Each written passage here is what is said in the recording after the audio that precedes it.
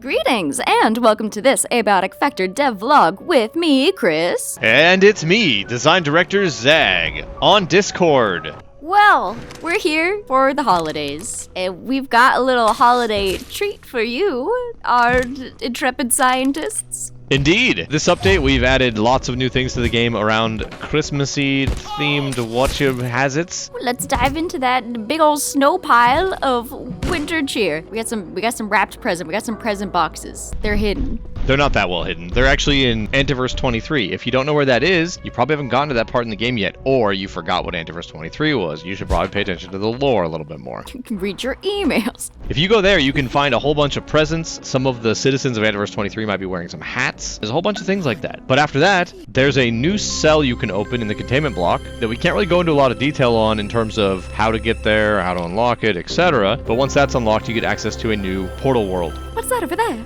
That appears to be a spicy pepper of some kind. Spicy like our fan art? We don't talk about the spicy fan art. We just post it. That's right. Are they getting any other sort of spicy gifts or rewards or anything this holiday time? If they own the game before 1.0, they're going to get the Survivor set, which contains some askew glasses, some bedraggled goods, some scuffed up boots. Is that blood? Anyway. Yes! As a thank you to all the scientists who have survived, quote-unquote, this early access period with us and helped us so much in development so far. I'm gonna put some clothes on you. Are there any new suits in this update? There is! There's a beekeeping suit. Do you keep bees with it? Keep the bees! Do you keep bees inside the suit? You keep the bee. No, the suit is not full of bees piloting a human-shaped suit, as if they were. So you put them in a hive, or what do you do? You find them in the hive. You find hives full of some sort of bee throughout different places. You get them. You steal them. You steal the bees wearing your bee suit. And then you take them home? Yeah, and then you take them home, and then you have bees. So when I'm out in the field, doing my bee hunting or whatever the hell people do in this game, my things run out of battery a lot. What if we created a field battery of sorts that didn't need to be plugged in? Yeah, you just use it basically like repairing with duct tape. You can right-click and fill battery with this field battery. Fill the field battery? Yes. Does that include the energy pistol? So I was cranking the other day. What? Yeah, I was cranking the other day, cranking that energy pistol, because as many of you have pointed out, that energy pistol has a crank on it, and shouldn't you just be able to crank that crank? You can hand crank the energy pistol now to charge it. Is it fast? Well, here's a demonstration.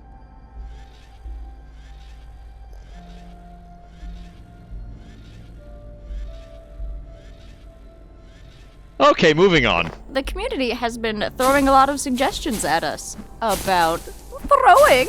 Yeah, I'm gonna throw you in the trash for that one. But you know what's gonna happen when I do that? It's gonna take into account your weight and also the distance I throw you and give me different XP.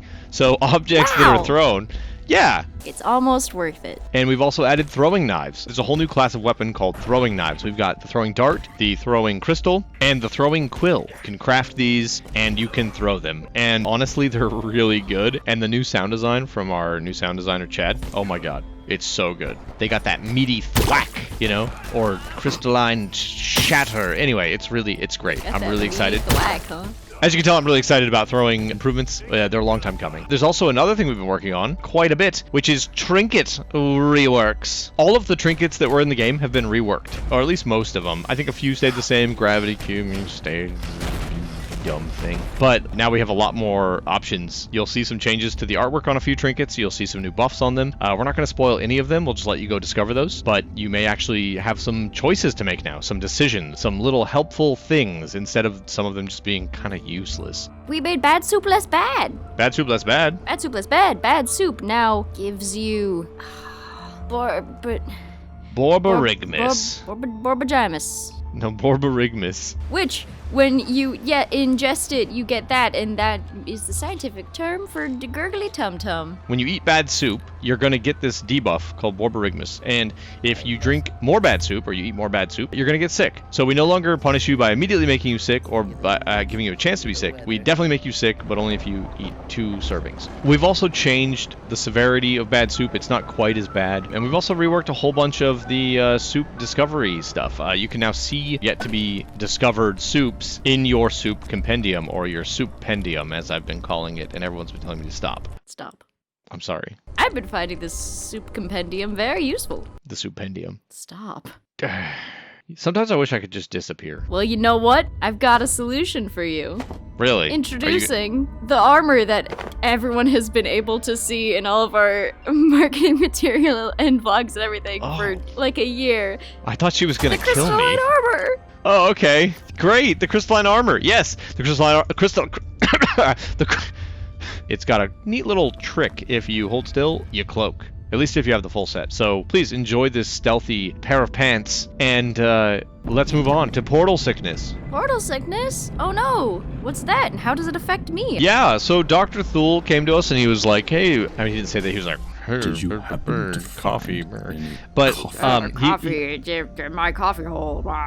no, that's a different guy you're thinking of on that one. Oh, You're thinking I of don't the remember his name. Yeah, so Dr. Thule, he called it portal sickness. That was a little, okay, dramatic. When you go into a portal world for the first time now, if the portal world hasn't been beaten yet by at least one scientist, then jetpacks will not function in that portal world. Jetpacks, they sort of cheapened a lot of the exploration of areas, especially if you go back to an area when we add content that's less far into the game, but also for new players past that, and especially as we get into our dark energy content, we're noticing the jetpack is really breaking a lot of our design. So we're basically limiting jetpack usage. We've also made some changes to the jetpack to make it a little harder to infinitely hover with it, even with the grav cube. You can still do it if you're really careful, but it's a little bit more lethal now. So be careful up there, and you can enjoy the jetpack after you beat the portal world. You can go back in and farm to your little heart's content. So, looking at my notes here, I see something that says we have some enemy AI improvements. Yeah, that's right. We've improved where enemies stand around after they get into combat. Sometimes they'll kind of just do like a second or two of nothing. We sort of reduced that time. We found out where they were being a little bit naughty. And we fixed one more thing where enemies sometimes wouldn't show their damage textures properly. So if you're fighting a soldier and he's getting all scuffed up and bloody, sometimes that wouldn't display properly. So now it should, giving you much better combat feedback. Heck yeah. I've got another heck yeah on our list, which is a new accessibility option, which I believe is called aim-assisted interaction. That's right. We've been doing a lot of improvements to gamepads and Steam Deck support, making the game a little easier to play on a joystick, things like that. These also come over to PC and keyboard and mouse users as well in some really nice ways. So one of those things is aim-assisted interaction. Sort of like an auto-aim, we have a interaction assist, which picks up things off the ground more easily or targets things that are kind of small. So you'll find it's much easier to just grab scrap off the ground or whatever without having to like look at every single object specifically. This option is currently off by default, but you can enable it if you want to try it out and give us your feedback. Dag. Yeah. I'm really bad at doing the shooty shoots. Oh, I know. And actually hitting my targets. Yep. What? Wait, what? I'm just agreeing with you. Okay. Is there anything I can do to just be better at aiming? In your case, you're probably a lost cause, but some of our community, they're going to love the new changes to accuracy improvements. Previously, when you were aiming at like a pest, say, and it was, 10 meters away, and your accuracy is about 10 meters, you'd be able to aim at the pest, but only when your laser dot was right on it. And if it swayed off of it, you would lose that accuracy immediately. It would just go crazy, right? So we changed it where if you're aiming at a target, it sort of knows you're trying to aim around that target, and it'll slow down your sway in that whole general area. It won't just immediately become inaccurate if you get slightly off that spot. This feels a lot better, and hell, maybe even Chris could hit something. Wow, thanks, Zag. Really in that cheerful holiday spirit, I see. Oh, I like to give. Let me give you a way out of this vlog, because it's coming to a close. Oh, thank God. Thank you very much for tuning in. That is all for this Abiotic Factor devlog. If you want to learn more, I will link the Steam post that has a link to the patch notes in the description of this devlog. And by the time you're hearing this, we're going to have a new trailer available for Dark Energy. Does it have secrets in it? Oh, it has secrets. Does it have a release date for Dark Energy? Maybe.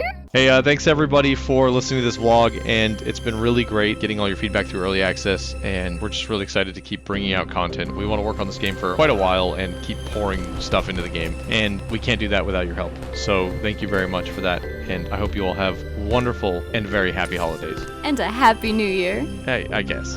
All the years blend together when you're working in the facility. I haven't seen the sun in 17 months, days. I don't know where I was going with that. I need a vacation. That's in 1.1. Very barbaric to all our scientists. most of this is getting cut, right? Yep. Like almost all of this. Yeah. Oh, almost all of it.